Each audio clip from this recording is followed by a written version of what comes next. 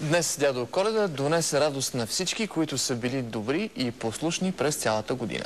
Рано сутринта белобрадият старец дойде в дома на 4-годишния Кристиян от София.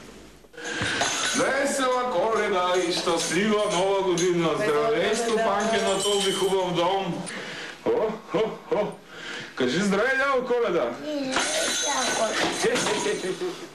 Сушка ли? Да. Папка ли? Да. Сигурен си? Да. Виж, Кристияне, джуджетата от моята фабрика, колко много подаръци са нагласили за тебе. Ето, първият подарък, честита Коледа, заповядаме.